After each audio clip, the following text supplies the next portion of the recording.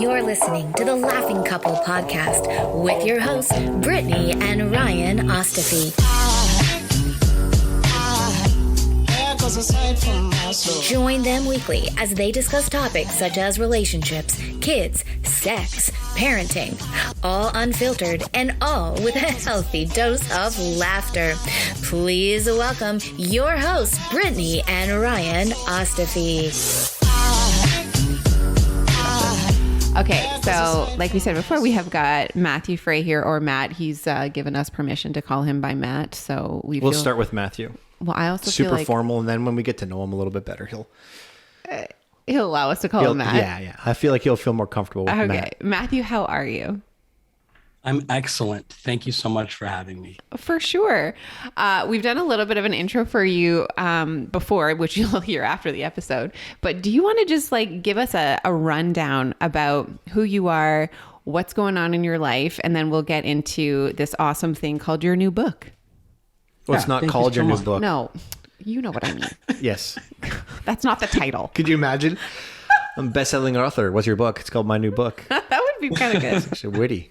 It's actually a marketing genius. Maybe for the second one, if I'm so lucky. All right. So my name is Matthew Frey. I work as a relationship coach and writer. I've been blogging for about 9 years. This started in I describe myself as an accidental self-help guy. What happened was I was really bad at marriage. My wife left. I was miserable. I blamed her. I didn't understand anything about relationship dynamics and didn't take any personal responsibility. I started writing about it. And in the process of writing about it, it was like inadvertent therapy because I was doing homework and I was reading and I was conversing with a live audience, even though I didn't think anybody was going to read it. Turns out people did. And I very slowly over the first few years, April 1st, 2013 is when my relationship ended. I think I started blogging in the summer, June or July 2013. And, by the middle of 2014, it was a thing. Yeah. It was like people were paying attention and I was getting regular traffic. And I developed very quickly this sense of purpose that I thought I was going to write a bunch of jokey journal type entries about being a bumbling, dysfunctional, divorced single dad. Just this kind of it was going to be funny, but in a sardonic way. Yeah. But I very quickly embraced, I can do something that matters here because a lot of people are reaching out and saying, Matt, the things you're talking about sound exactly like the things that we deal with at home. Right. And we both had the wow, somebody gets me, I'm not alone experience. And I took that and ran with it because I really needed some meaning and purpose in my life at the time. And anyway, that grew organically. Yes. Fast forward to the beginning of the pandemic, the New York Times ran a feature out about me. And then I sort of hit a new level of popularity, air quotes. I read, I think it was one of your maybe original articles or one that blew up that was I got divorced because I didn't put the dishes away that were on the side of the sink. Correct me if I'm wrong, but was that one of your titled "She Divorced Me Because I Left Dishes by the Sink"? But right, we can just call it the dishes post. Yeah, it's the one. If anybody's heard of me before, that's why. Amazing. Can you give us a rundown of what that one entailed? Because I feel the title alone, will relate to maybe not as dramatic as divorce, but I know a lot of couples, and personally, we are very with the dishes. We are combative in that sense, but we have a system. Yeah, we got a system. I don't do it. She gets mad at me for not doing it. That's that's the system. It's a perpetuating issue for us. So I'm very interested. Interested to hear what you have to say. Give us the Coles notes. It's funny. So I'd already written about the concept a number of times leading up to this particular article, but something I think about that headline grabbed people. Yeah. The story is, in my real life, I would put a glass by the sink, something that I'd drink water out of. I'd take vitamins in the morning. And, I use a drinking glass instead of using a Brita pitcher or opening a bottle of water. I'd just quickly put tap water in it and just do this. And I'd set it there because it was water. It wasn't a soft drink or milk or beer or anything like that. I just thought it was fine. And then we would have a debate about it. And I thought, she shouldn't be giving me crap about setting this water glass by the sink. And I wanted my opinion to like matter as much as hers. I thought she was like trying to mom me. Right. And I don't think about that like that even kind of anymore. Yeah. And so to me, the lesson from this idea of she divorced me because I left dishes by the sink, you can insert any minuscule thing that ails a couple. That would be laundry for us, laundry mainly. On the floor. Yeah. Yes. Laundry on the floor, toilet seat up, toothpaste spittle on the sink or in the bath, and like the sink, the mirror or like the sink basin. Mm-hmm. Like literally anything that frustrates, annoys, upsets the other person. There's a line somewhere where it's like, it's just two people disagreeing about something. Right. But in my life, what I'd done is I'd left a trail of evidence over the course of many years that I either knew how my wife would feel about something that I did or didn't do, piece of laundry on the bedroom furniture, this glass by the sink, and I didn't care. Yeah. That was one possibility. And the other possibility, which was the most true, and what I strongly believe ails most relationships, is the idea that I didn't even think about her at all.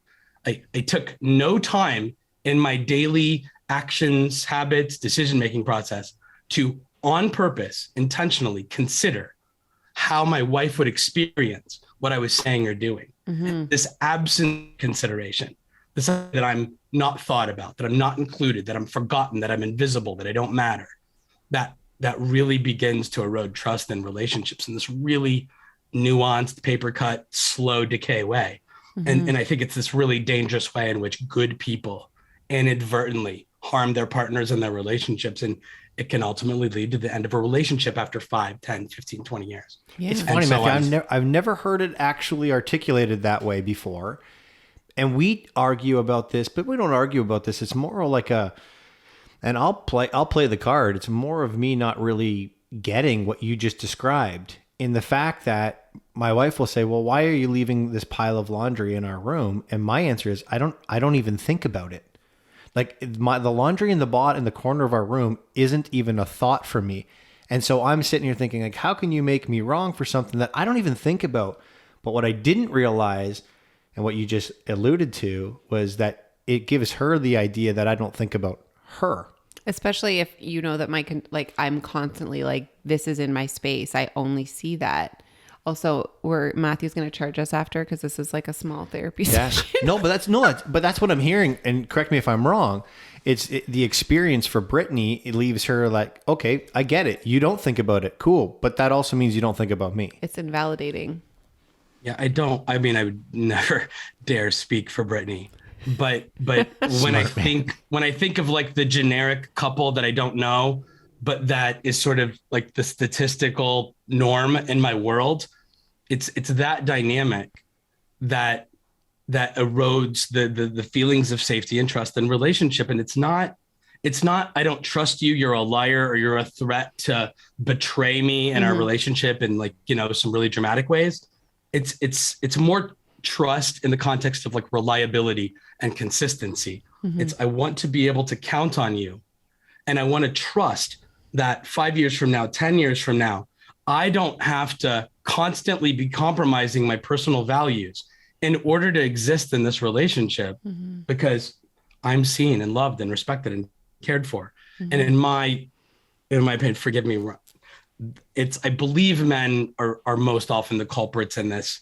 I also want to defend us. I don't think that we're bad. Mm-hmm. Meaning, if you go do this, like, this is not evil behavior. This is benign in the vast majority of our relationships, certainly out in the professional world or with our friends, maybe with our families of origin. Things like this do not affect safety and trust in those relationships. I just want people to think about their relationship as something in which trust is a necessary ingredient for both people to think of it as a safe, reliable, consistent thing that's going to be there tomorrow and next month and next year and 10 years from now. Because when that condition exists, you can withstand everything. Mm-hmm. When that condition doesn't exist, suddenly outside forces, traumas financial hardship, sickness, deaths of close loved ones, those will impact in a very harmful way a relationship that's absent this confidence that it's going to be here always. Yeah, and we do it we do it with toothpaste and dishes and laundry. And I just think that's a tragic story. So what you're saying is you're really building the muscle of trust with the little nuances every single day, so that when something big does happen, you're already prepared to be there for your partner, and they know you're going to be there for them. Like, I'm hearing this is like practice makes perfect, right? And I used to always say that practice doesn't make perfect. Practice makes you perfect for the moment that you have to be perfect. And what you're describing here is building that trust and building that muscle of trust, so that when trust is actually needed, your partner knows that you can rely on them. Is that what you're saying? I think so. And I would even gently challenge what you just said, because I think our spouses are more forgiving than that. I think we can fail in a moment and it won't destroy trust in the relationship if the conversation we have afterward repairs whatever just happened. But we usually follow up a moment of trust betrayal, even if it's something like laundry and dishes, with a conversation that does not result in our partner feeling seen, heard, validated, understood. And so I hyper focus on two habits in the relationship. And we've been talking about this idea of consideration, that I'm remembering to include how she or he will experience whatever I'm doing or not doing, whatever I'm saying or not saying.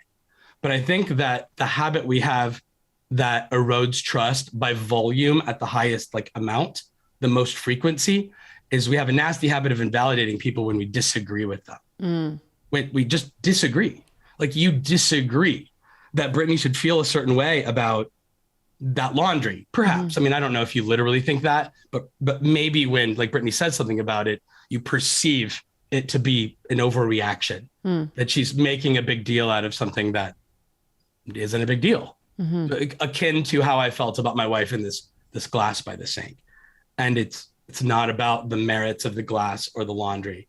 It's about the experience our partners have, that they're seen and loved and understood and respected. It's just, if we don't have safety and trust in our relationships, we don't have healthy relationships. Yeah, sorry, go ahead. It's hard to come to a conversation and disagree with somebody respectfully.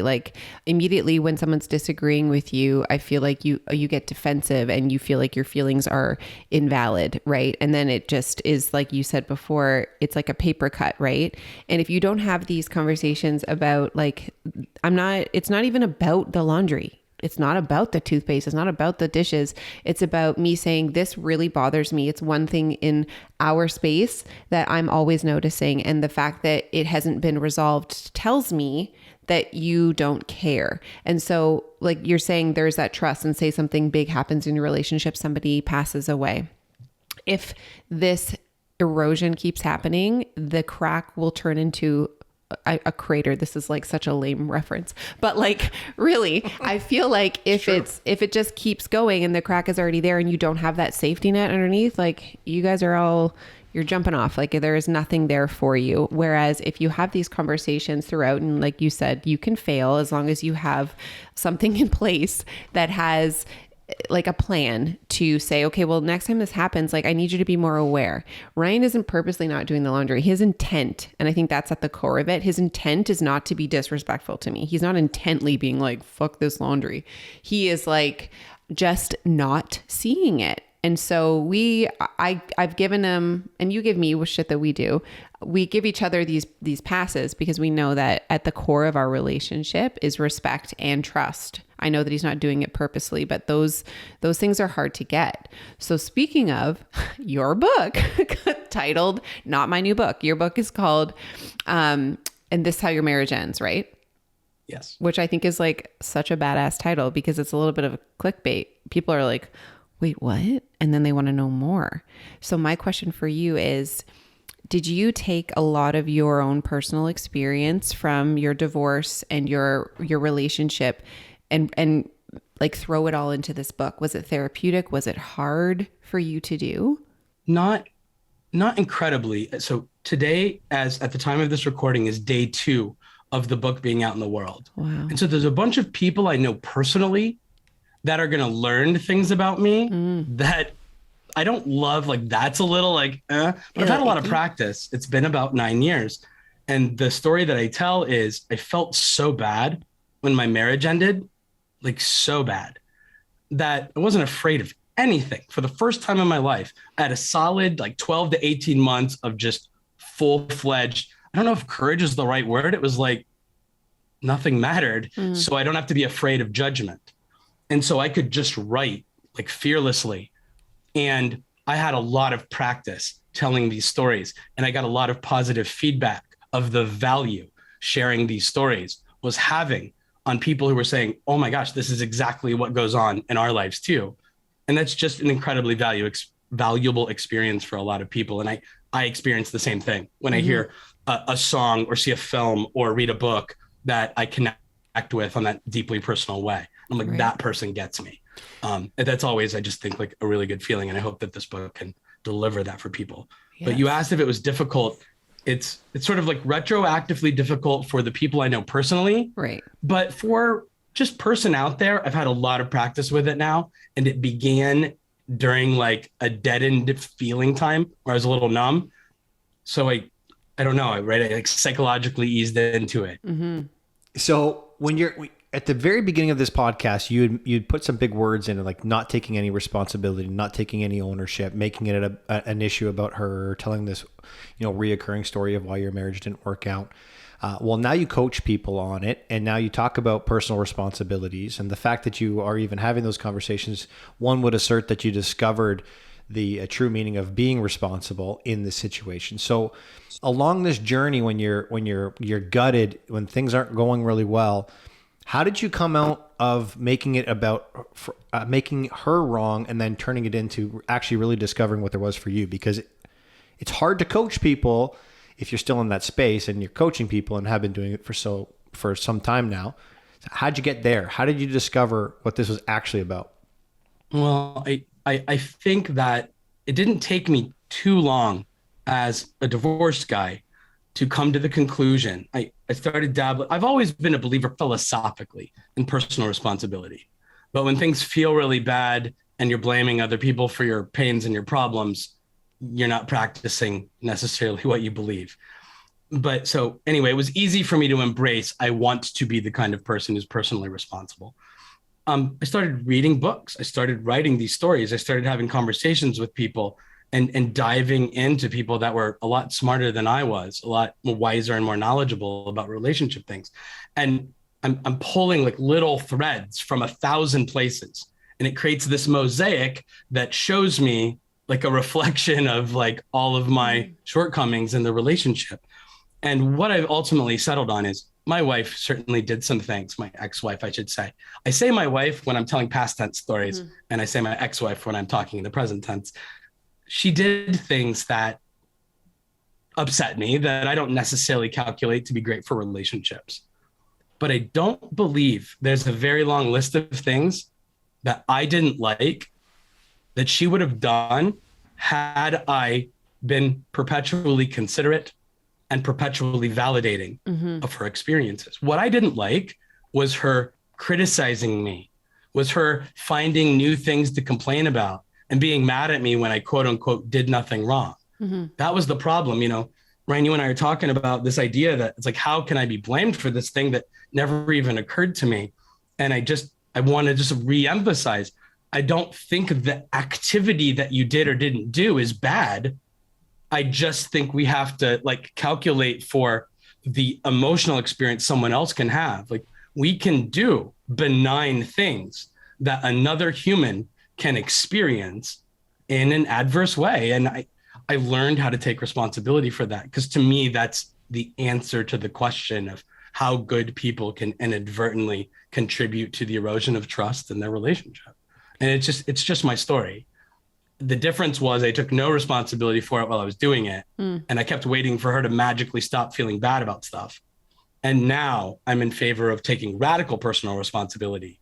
And then let's measure how our partners show up when we have taken it, when we've made it our problem, so to speak, or our responsibility to be mindful of how what we do or don't do might roll downhill and impact them.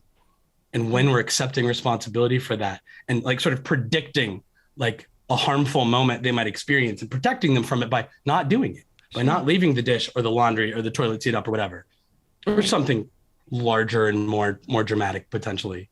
I don't know. I think that's the difference between people who can have really healthy relationships for a long time or people who are likely to have a lot of conflict and or, potentially have their relationships end. The divorce. It comes down to communication too, not only like with your spouse, but both with your spouse, but within yourself. Like if you aren't able to recognize these things, like you're not going to go anywhere. What's the definition of insanity? Is doing the same thing over and over and expecting a different result. It applies to so many relationships.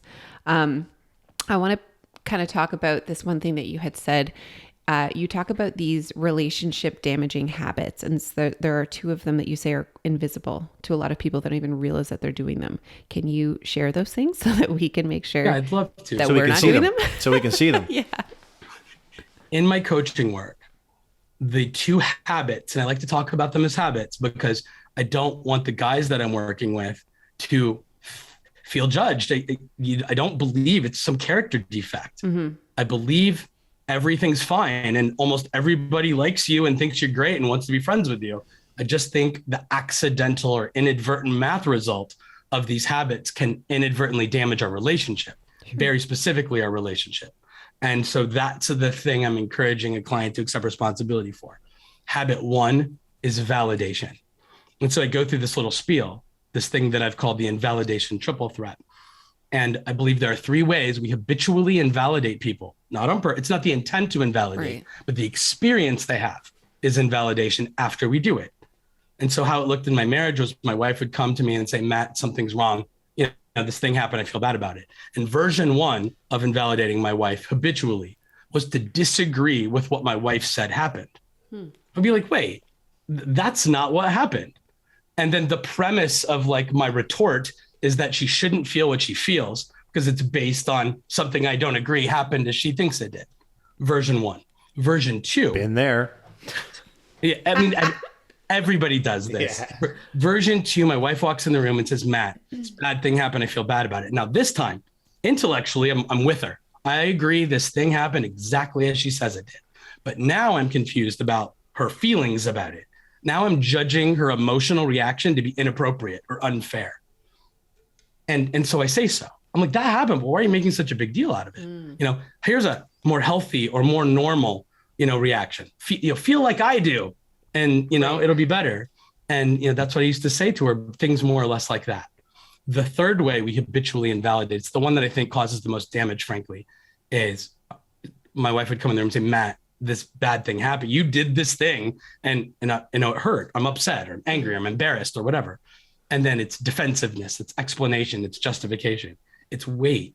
If you understand like what my intentions were and what I thought to be true at the time, you won't be mad at me anymore. But what happens when we're defensive is we're invalidating the emotional experience they have. But I think even worse is we're implying that we're going to do it again. Mm-hmm. My wife says, hey, Matt, this thing happened. I'm currently feeling pain by it. I do nothing to demonstrate any sort of like remorse or compassion or empathy about the negative experience she's having. And moreover, I double down and say, it was really smart for me to do it this way. Let me explain why. And I think it's reasonable for her to take from that. Matt not only doesn't give a shit about how I feel, but he's implying that he will do this exact thing that just hurt me tomorrow, next week, next month, and next year. And that's the recipe for not trusting that my relationship's going to be healthy into the future, because this only projects to get more painful as these incidents pile up over time. And so I think when we focus on our intentions, it results in us feeling defensive, which is why I really want guys to not get hung up on this like idea of having to protect their character, protect their reputation or anything. You're not bad. You didn't even necessarily do a bad thing. It's not, I'm so sorry I did this horrible thing to hurt you. It's, I'm so sorry that you were hurt by something that I wasn't paying attention to. I need to understand this because this won't happen again. Because you need to be able to trust me that I'm not going to allow you to experience the same awful thing in the future because I was too comfortable or I was too lazy or I was too thoughtless to like consider how this was going to impact you. Yeah. That if we eliminate this idea of intention from how we're thinking about it, I like to think about like the other side of the equal sign. It's not what I tried to do. It's what mathematically happens after I did it. Right. What they experience often has nothing to do with what I attempted. Mm-hmm. And I want to accept responsibility for what she experienced rather than get so hung up on what my intentions were. Yeah. And so I have this conversation with clients all the time. And a lot of guys will say, Matt, I get it, what you're saying, but I don't get like what to do. Right. Because it sounds like you're advocating agreeing with your wife all the time. And the very problem I'm having here is I do this thing where I invalidate her when I don't agree with her. Right. And it's a very honest reaction. So what do you want from me? And I'm like, I completely get it. Please don't agree with your wife when you don't agree with her. But please also don't confuse or conflate the notion of agreement and validation. They're not the same. Yeah. And they're like, they still sound like the same. And I'm like, well, here's a thought exercise. Here's the one that I use personally to overcome my nasty habit of invalidating people I love and care about. Today, my son's 13, but he used to be 4. And when he was 4, he was a threat to wake up crying at midnight, 1 o'clock in the morning, 2 o'clock in the morning, because he was afraid of something. I'm inventing this scenario, but it's totally plausible that he could have woke up in the middle of the night, afraid of a monster hiding under his bed. And so I'm doing whatever I'm doing. I'm either asleep or watching Monday Night Football or whatever. And I hear my son crying and I run up to check on him. And I open the door and I survey the scene and I discover very quickly in a few seconds, he's freaking out and he's upset because he thinks there's a monster under the bed. Mm-hmm. And then this idea of like problem solving and fixing it that we do kicks in. And if I'm operating on my default setting, if I'm operating on how I was 10 years ago in my relationships, my inclination is to be like, dude, there isn't a monster under the bed. Yeah. The actual reason you're crying right now and you feel the bad thing you feel isn't real. And if you come to believe and understand there isn't a monster under the bed, you don't have to feel this way anymore. Problem solved. And if I'm not my best self and I'm in some hurry to get back to bed or to go watch football again, I might say, buddy, toughen up. Big boys don't cry. Everything's fine. Go back to sleep. You're okay. Mm-hmm. And I might leave. And I'd like the record to show I'm technically correct. There wasn't a monster under the bed. I love my son more than anybody. He is my favorite human. And intentionally, I would never, ever, ever try to hurt him on purpose. But the math result of how I just showed up in that scenario is my son is alone in the dark, crying, still afraid. Nothing got better for him. And not only that, he learned that when he recruits dad to try to help him, and dad doesn't think the scary thing or the painful thing has merit, dad abandons me, literally or metaphorically, to cry alone in the dark after applying that I'm weak or stupid or crazy. And so now I don't trust dad as much. If this is how dad always shows up when life's hard, dad's not invited to the conversations about being offered drugs, about being bullied, about problems with friends or romantic relationships or whatever might be going on in their lives. And as a father, I really hope that my son trusts me to like include him in his life. And so what's the alternative? Yeah. And hopefully the metaphor with our adult relationships is obvious. The alternative and the person I want to be today is I want to open that door and I want to go in and I find out he's afraid of a monster under the bed that I don't believe is there. But I want to hug my son and I want to say, buddy, I don't think there's a monster under the bed, but I'm so sorry that you're afraid right now. Mm-hmm. You know, I don't think there's a scary monster under the bed, but I've been afraid before. And being afraid is a horrible thing to feel. And I'm so sorry that that's what you're dealing with. Mm-hmm. Let's turn a light on. Let's look under the bed together. Let's make sure there's no monster there. And then most importantly, I'm going to stay with him until safety is restored in that moment, until he is okay, until everything's okay. And I think the most important idea is the thing that I would say to him before hopefully he fell back asleep. And that is, buddy, when you're afraid, when life is hard, you can always call mom, you can always call dad, and we're going to show up for you. And we might not be able to fix what's wrong. We might not be able to like magically make the problem go away, but you never have to feel alone in this battle that, you know, you're fighting or this struggle that you're carrying. And I think that's maybe the most important idea in our romantic relationships is that we don't communicate to the person that we've promised to love and honor all the days of our lives, that the thing they're carrying, battling, sometimes because we deem it so inconsequential, like a laundry situation or a dish by the sink. But sometimes it's a lot bigger than that. we don't communicate that you're not alone in this bad thing you're currently experiencing. We invalidate, not because we try to, but because we don't agree that they should think or feel what they think or feel. And then we abandon them, literally or metaphorically, to maybe cry alone in the dark and to feel alone in the relationship. And that's just a recipe for the slow erosion of trust over time. And nobody talks about that idea of sitting alone in the dark with somebody suffering better than Brene Brown. And so I would encourage anybody who is not unfamiliar with Brene Brown's work to research it, because she's extraordinary. She has a Netflix special and she has like 5 books, and they're all amazing. And they talk about these nuanced ideas of showing up for people in a way where they feel like loved and safe and like you care about them. I feel like it's wild when you have this idea and it's within the romantic relationship, but then when you put it in a context of your child, it's like your brain rewires and you're like, well, of course I'm going to do that. I want them to feel safe. I want to validate their emotions. I want to meet them at their emotion and say, it's okay. Like, I'll be here. What can we do? As soon as you bring all of these ideas and these notions within a parent to child, it's for me, it's easier to see that. And then easier for you to validate it. Yes, it is. And so there's something about like talking about that within a parent and child relationship that I feel like is so amazing, that it's not easier, but maybe more clear to see about like your relationship. Like if you were to approach your romantic relationship the way that you would approach the same situation within a child, I feel like it would just be way easier. But I've never really like thought about it that way. It's the idea of this gentle parenting, now gentle relationships, and the interesting thing about this, and we've done enough conversations and had enough of these back and forth with professionals to know that so much of our adult brain is still living in our child brain pre-7. Yeah. So our understanding of love, intimacy, passion, trust, care, it's all formed from that child brain. So we really are talking to a child when we're having these relationships about feelings, because truthfully, feelings aren't real. They're experiences. And so we're talking to a child who's reoccurring an experience over and over and over again, and how they relate to that feeling is how they related to that feeling when it first happened to them. Yeah.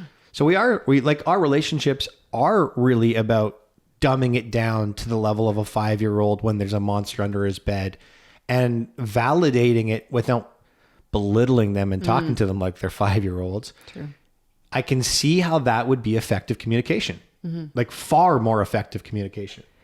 Your book, so this is the second day that it's out. Is that what you said? Like the first, okay.